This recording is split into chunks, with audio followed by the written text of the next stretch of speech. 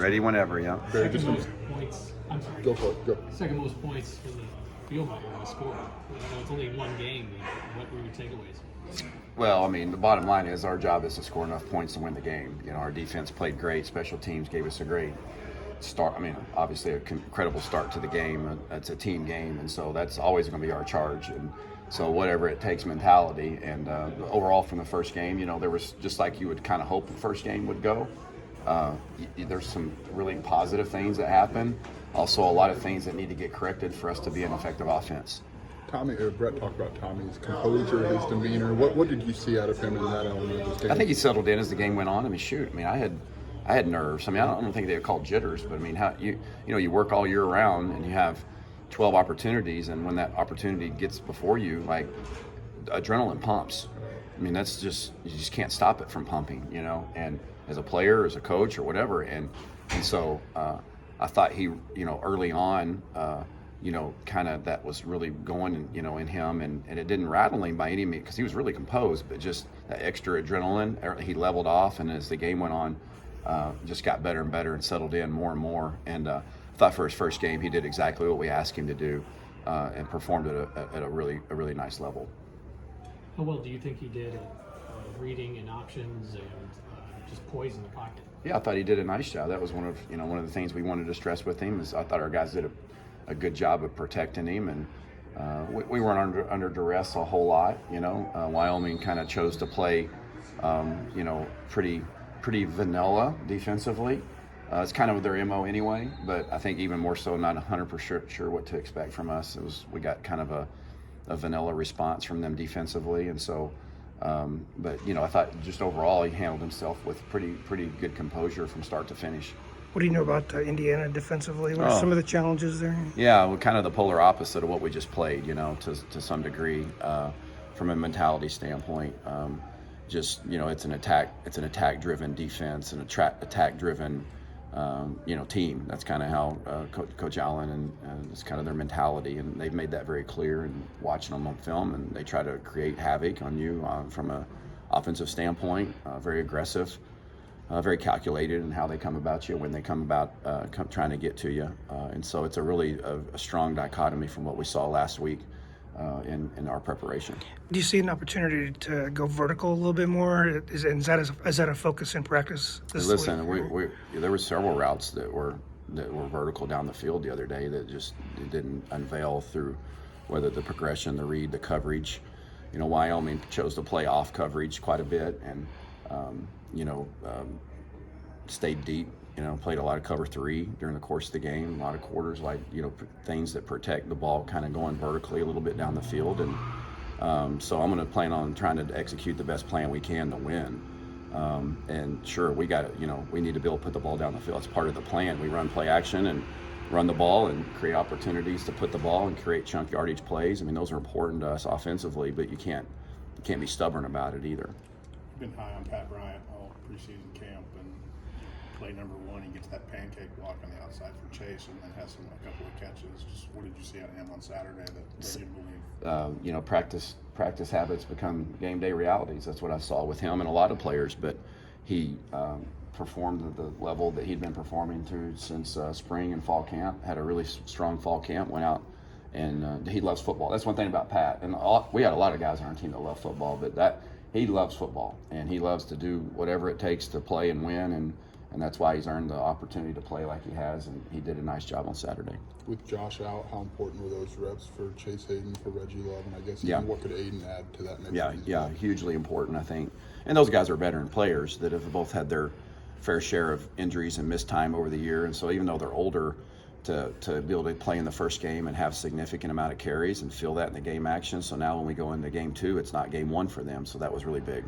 Does not having him change much of how you want to scheme, because he's just a different back? He's a different back, and we know that he's different than the other backs, you know.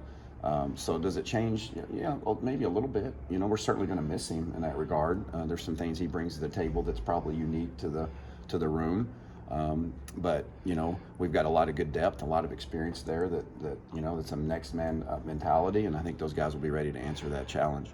Did you strike a run pass balance that you were maybe looking for? I was wanting to go in the game to run 41 runs and 40 passes. That was what I was trying to accomplish. Obviously, I'm just kidding. That's no, yeah, no. I mean, listen, balance to me is being able to win a game throwing and be able to win a game running. And then after that, I don't really get too caught up in pre-scripting or not, trying to target a certain number of each. It's just kind of how the game unveils and how it unfolds. And it just so happened the other day that it ended up being almost perfectly harmonized, which is unique. It doesn't happen like that very often. I wouldn't anticipate it happening much more during the course of the year, to be honest with you. What did you make about the offensive line just gelling together in that first game? Yeah, that was important. I mean, those are such critical factors that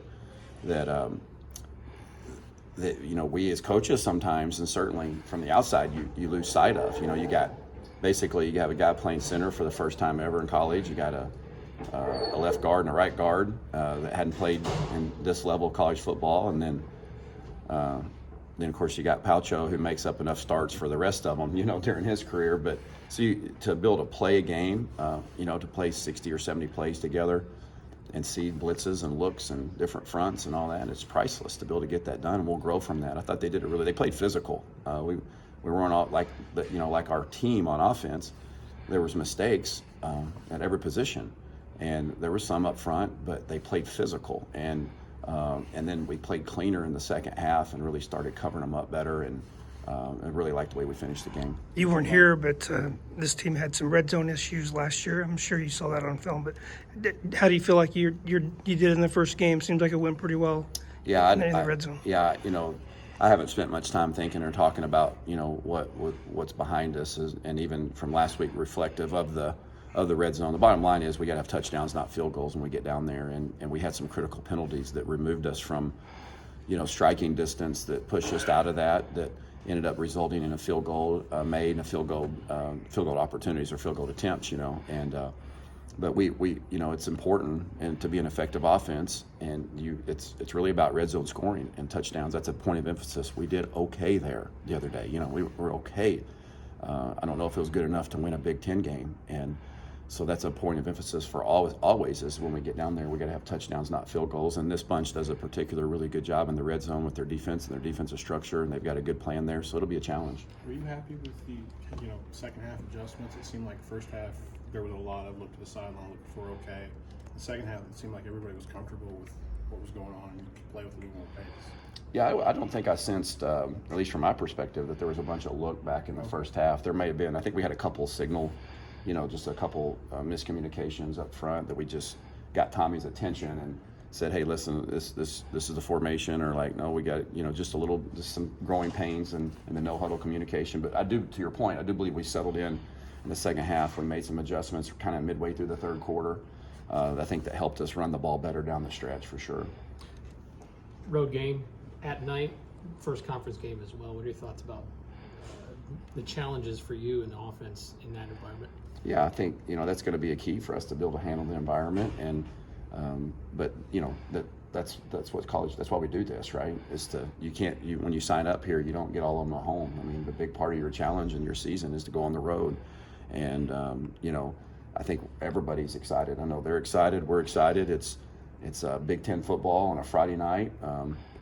It's going to be a great atmosphere, and I think our guys are really looking forward to it. It'll be a challenge, so we got to handle the environment, and we've been working on that a little bit during the week, and it'll be a challenge from that regard, but it'll be a great challenge overall, no doubt, but it's one that we're looking forward to going in our team and going and playing the best we can. Coach, what have been your impressions of Ryan Walters? I know he's on the other side of the ball since you got there. Tell me about your relationship. It's been really cool to it's beyond cool. That's a bad word, but we formed a great relationship, and I've got a ton of respect for him, and getting to know him, and not just as a coach, but as a person, as a father, and as a husband. It's like he's a real one, and he's a fantastic coach. They've got great chemistry on their defensive staff. They just do a phenomenal job, and you can see that going against them from the spring and the fall over and over again, just how well coached they are, how much they believe in him. Just overall, he's an impressive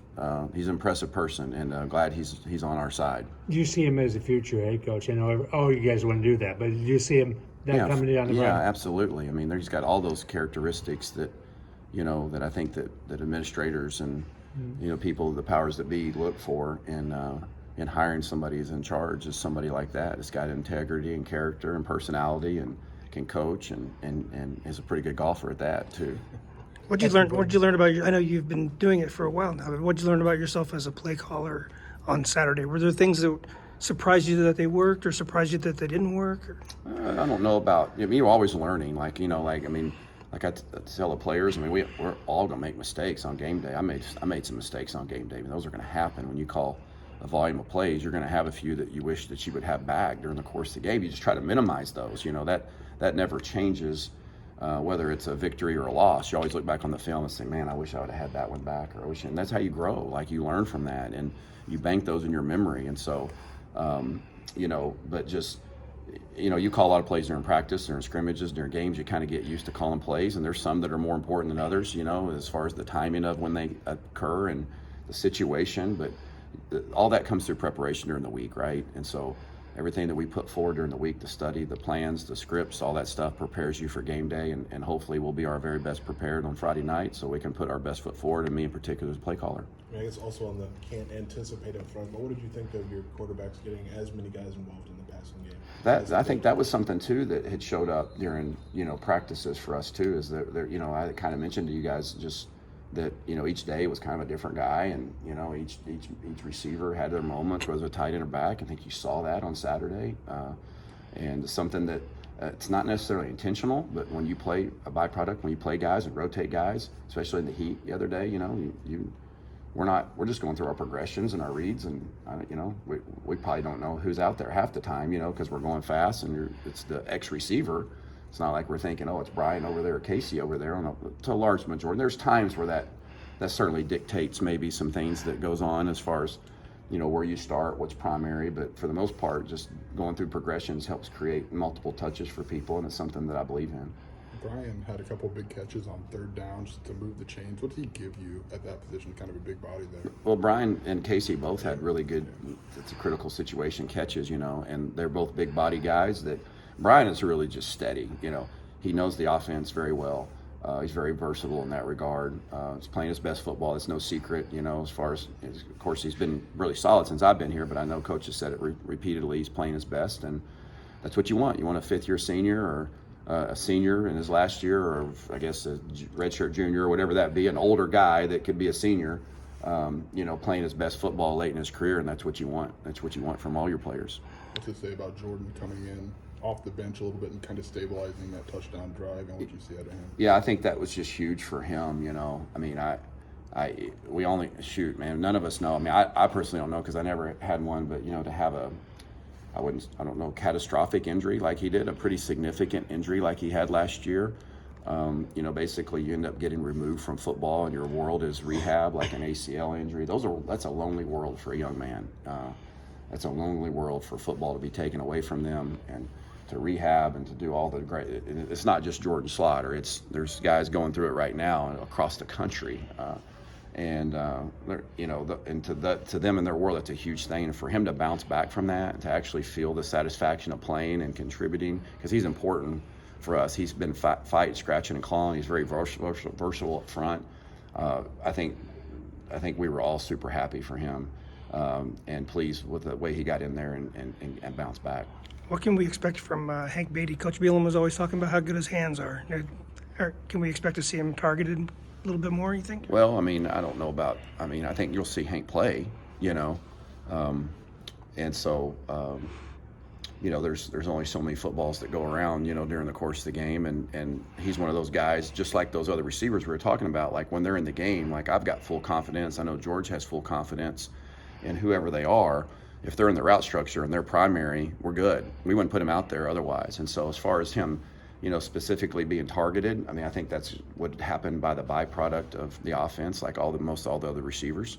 And but he's somebody as a young guy that's really been stood out. And obviously the catch he made the other day was phenomenal. But that's him. He's got great hands, and he makes plays, and he understands the offense. And there's no doubt he's going to help us, and he's going to, he'll continue to help us, and that'll only probably strengthen as we get going. What does having so much length all the way down your offensive line do for you from a lameness perspective?